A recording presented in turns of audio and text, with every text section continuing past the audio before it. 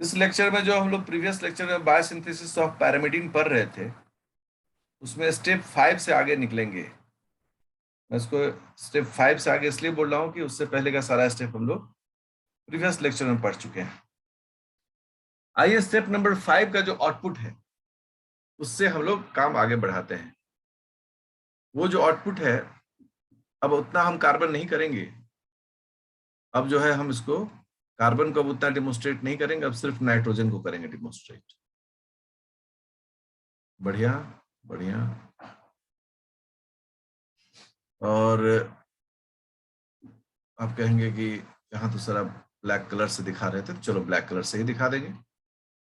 इस कार्बन के पास भी ये डबल बॉन्ड वो है, और ये हो गया N1, और इस तरीके से है। और यहाँ पर है राइबोसाइल 5 फॉस्फेट। ठीक है, इसका हम स्ट्रक्चर अलग से आपको बना के दिखा देंगे।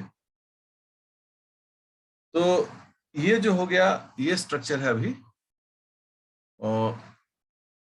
ओरोटिडाइन मोनोफॉस्फेट। ये पहला न्यूक्लियोटाइड है जो पैरामिडीन में ऑब्टेन होता है। अब कहानी इससे आगे बढ़ाते हैं, और इसके आगे बढ़ाने के बाद अब हम इस कार्बन डाइऑक्साइड को यहां से बाहर निकालने वाले हैं। तो हम इस कार्बन डाइऑक्साइड को यहां से बाहर निकाल देते हैं, में कोई इशू नहीं है। कार्बन डाइऑक्साइड निकाल दिए। एंजाइम का नाम जो है वो हो गया डी कार्बोक्साइलेज। जो कार्बन डाइऑक्साइड निकाले हैं, इस एंजाइम का नाम पड़ गया डी कार्बोक्सिलेज। और ये सबस्ट्रेट है। जब भी सबस्ट्रेट लिखेंगे तो जो सबस्ट्रेट रहता है उसी को समझेंगे। ये सबस्ट्रेट है, सबस्ट्रेट डी कार्बोक्सिलेज। अब जो प्रोडक्ट मिल रहा है वो जरा गौर करें सब लोग। हम लोग को तो सावधानी से चीजों को सीखना होता है। ये हमारा ये स्ट्रक्चर है, ये हो गया हमारा पूरा स्ट्रक्चर, और इसमें हम लोगों ने जोड़ दिया। चूंकि अलग अलग कलर यूज कर रहे हैं, राइबोसल्फाइड। अब जरिए आप गौर करें इस स्ट्रक्चर को। यह स्ट्रक्चर अब जो है वह यूरेसिल है। क्या है वो? यूरेसिल है, और उसमें राइबोज है। मतलब इसका नाम क्या हो गया? Uridine monophosphate. और इस तरह से हमको यूएमपी मिल गया, मतलब यूरेसिल मिल गया। We got the uracil. अब देखिए, जहां भी वैलेंसी छोड़ रहे हैं वहां आप हाइड्रोजन आराम से दे सकते हैं, ठीक है ना। नहीं भी देंगे तो काम, कोई दिक्कत नहीं। इस तरह से हम लोग को यूरेसिल के रूप में पहला न्यूक्लियोटाइड हमको मिल गया। यह हो गया हमारा step number 6। So we obtained a uracil. हम लोग को एक यूरेसिल मिल गया। अब चूंकि हमको यूरेसिल के साथ थाइमिन चाहिए और साइटोसिन चाहिए। अब देखिए विद्यार्थी, यूरेसिल मिल गया हमें। अब हमको इसके आगे थाइमिन और साइटोसिन की कहानी करनी है। साइटोसिन और थाइमिन। तो आप गौर करें कि साइटोसिन का उपयोग दोनों में होता है, डीएनए में भी एंड आरएनए में भी। जबकि थाइमिन का उपयोग हम लोग डीएनए में करते हैं, और यूरेसिल का उपयोग हम लोग आरएनए में करते हैं। जब आरएनए में हम कर रहे हैं यूज, तो आरएनए में राइबोज होता है, सुगर। जबकि डीएनए में क्या होता है? डीऑक्सीराइबोज। ये सभी चतुराई से हमें समझना है, क्योंकि हम तो बना रहे हैं न्यूक्लियोटाइड के रूप में। तो हमको साइटोसिन भी दो प्रकार का मिलेगा, ठीक है ना। एक डीएनए वाले के लिए जिसमें कि डीऑक्सीराइबोज रहेगा, और एक आरएनए वाले के लिए जिसमें राइबोज रहेगा। लेकिन थाइमिन सिर्फ एक ही मिलेगा जो डीएनए वाला होगा, और यूरेसिल भी सिर्फ आरएनए में के लिए ही प्राप्त होगा। ये बहुत महत्वपूर्ण विषय है जिसको दिमाग में हमें अटाना चाहिए। जब हमको थाइमिन ऑब्टेन करना है, तो हमें सावधानी से ध्यान देना होगा कि हम यूरिडाइन से में दो चीजों को हमको ऐड करना होगा। देखो, ये यूएमपी है, हम इसको पिछले पेज में ही लेते हैं, जगह बचेगा हमारा। सब लोग गौर से देखिएगा। अभी हमको मिला है यूएमपी, उससे हमको बनाना है टीएमपी। तो यूएमपी और टीएमपी में सबसे पहला अंतर है, यूरासिल की जगह थायमिन है, और इसके लिए इसमें हमें एक मिथाइल ग्रुप जोड़ना पड़ेगा। किस पर? C5 पर। दूसरा क्या है कि यूएमपी में राइबोज है और टीएमपी में डीऑक्सी राइबोज है। तो हमको यहाँ डी लिखना होगा, मतलब इससे पता चलेगा डीऑक्सी राइबोज। तो हमको एक जो C2 डैश है, डैश जैसे बोलेंगे तो राइबो शुगर का आ जाएगा, वहां से हमको ऑक्सीजन को रिमूव करना है। ठीक है। अब हमारे पास क्या समस्या आन पड़ी कि हमें ये मिथाइल जोड़ना है, और दूसरा है कि हमें ऑक्सीजन को भी हटाना है। अब आप जरा गौर करें, अब मैं ज्यादा डायग्राम में यूज नहीं करूंगा, अब मैं एक ही डायग्राम में स्ट्रक्चर बना रहा हूं,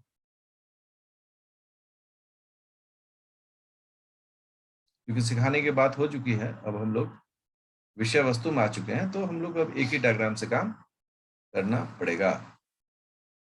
राइबोसाइल 5 फॉस्फेट हमको यही मिला है, हम इसको बोल रहे हैं यूएमपी। अब हमें को इसमें दो काम करना है। पहला काम क्या करना है, इसमें हमें मिथाइल ग्रुप जोड़ना है, और इसमें से जो राइबोज है उसमें से एक ऑक्सीजन हटाना है। तो राइबोज से जो ऑक्सीजन हटाना है उसके लिए एक एंजाइम है जिसका नाम है राइबोन्यूक्लियोटाइड रिडक्टेज। जैसे ही राइबोन्यूक्लियोटाइड रिडक्टेज यूज करेंगे, राइबोज से डीऑक्सी राइबोज मिल जाएगा। क्या मिल जाएगा? डीऑक्सी राइबोज मिल जाएगा। तो पहला काम ये करना है, ओके, कि हम उसमें एक मिथाइल ग्रुप जोड़, ये पहले उसको डीऑक्सी राइबोज में कन्वर्ट करें, और इस प्रोसेस में हमें एक फॉस्फेट भी खर्च करना पड़ रहा है, तो हम एटीपी भी डाल रहे हैं, एटीपी से ADP। अब आप देखिए क्या होगा। अब होगा ये कि एज यूजुअल जो स्ट्रक्चर बना रहे हैं वैसे ही हम बनाया हम लोगों ने। ठीक है, सब सारी प्रक्रियाएं चल रही हैं अच्छे तरीके से, और यहां पर क्या हो गया, DR5PP। अब डी किसको रिप्रेजेंट कर दिया? डीऑक्सीराइबोस, और 5 में कितने फॉस्फेट हो गए? 2 फॉस्फेट। तो इसका नाम क्या पड़ गया? इसका नाम पड़ गया DUDP, डीऑक्सीराइबोस यूरिडीन डाइफॉस्फेट। मतलब हमने राइबोज में बदलाव कर दिया। अब हमको क्या करना है, हमको इसको कन्वर्ट करना है किस चीज में? यूटीपी में। तो फिर हम क्या करेंगे, फिर से एक मॉलिक्यूल एटीपी डालेंगे, और इसका कारण क्या बन जाएगा? यहां पर बन जाएगा डीऑक्सीराइबोस, ठीक है, DR5 3 फॉस्फेट। बाकी स्ट्रक्चर सही है। इसका नाम पड़ गया DUTP। अब हमारा काम तैयार है, ये जो है तैयार है। किस काम के लिए तैयार है? अब इसको यहां पर मिथाइल ग्रुप जोड़ना है। क्या जोड़ना है? Methyl group. ये टारगेट एरिया हो गया हमारा, जहां पर हमको रिएक्शन करवाना है। अब आप देखिए, मिथाइल कौन देगा? ये तो देने वाला होगा तभी ना। मिथाइल डोनर के रूप में एक बड़ा यूनिक केमिकल होता है, N10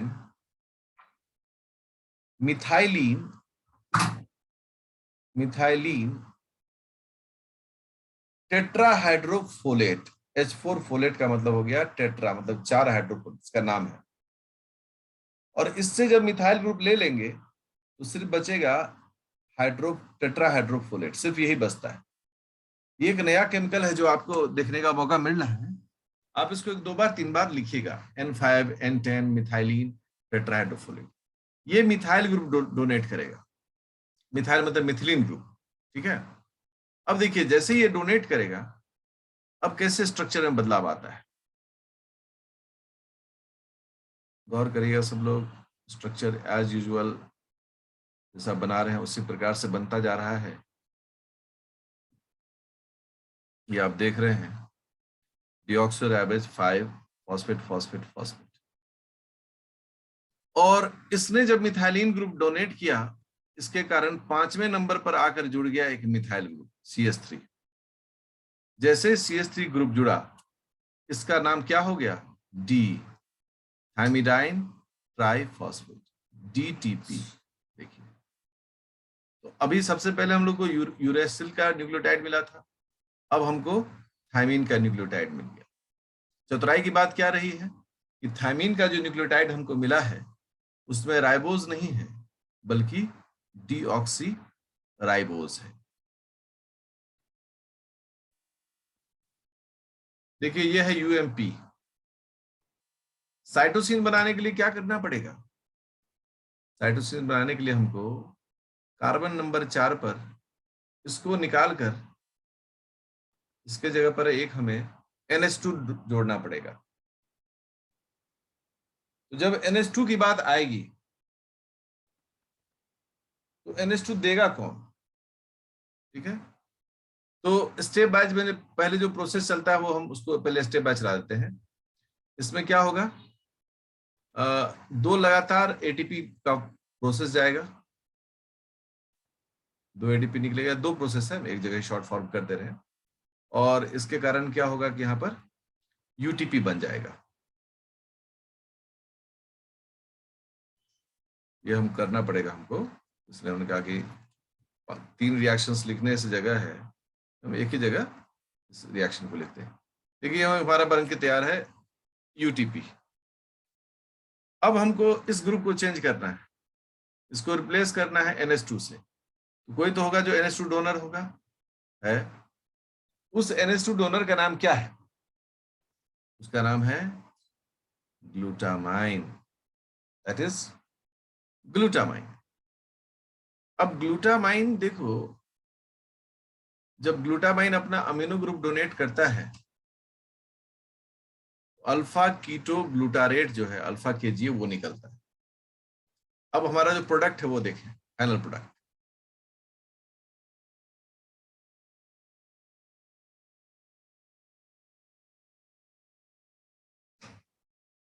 NH2, ठीक है, बाकी सब एज यूजुअल R5PPP। और ये किसका स्ट्रक्चर हो गया, CTP का। इस तरीके से यूरेसिल से हमको थायमिन भी प्राप्त हुआ, यूरेसिल से हमको साइटोसिन का भी न्यूक्लियोटाइड जो है दोनों प्राप्त हुआ। तो ये जो बेसिक मेथड है, इस मेथड को हम लोग क्या कहते हैं, बायोसिंथेसिस ऑफ पैरामिडीन्स। एक स्टेप हम लोग आगे और चलते हैं कि हमको अगर DNA के लिए चाहिए तो क्या करना होगा। देखो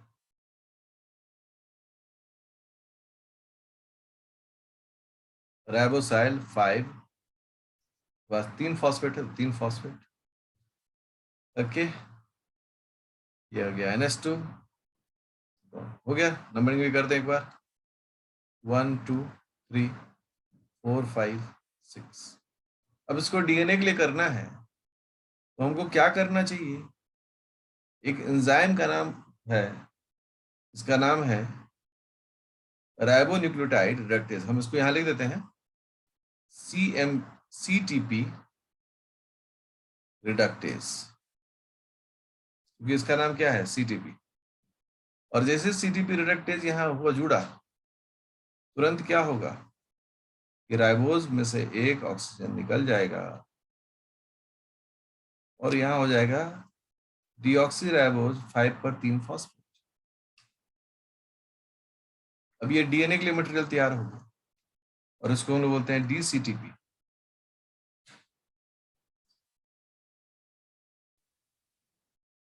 देखिए ये राइबोज का स्ट्रक्चर है, 1 dash 2 dash 3 dash 4 dash 5 dash. और जब इस पर रिडक्टेज एंजाइम यूज होता है रिडक्टेज, तो मान लो कि अगर 2 डैश वाला रिडक्टेज है तो सेकेंड पोजीशन पर जो है मैदान खाली हो जाएगा, मतलब ऑक्सीजन वहां से, और क्या बचेगा? देखिए 2 डैश पर सिर्फ हाइड्रोजन बचा हुआ, ऑक्सीजन क्या हुआ? निकल गया, हो गया। ये 2 डैश पर क्या है? सिर्फ जिसको हम लोग क्या बोलते हैं, 2 डैश डीऑक्सी राइबोस। 2 डैश पर ऑक्सीजन नहीं है, निकल गया, राइबोस हो गया।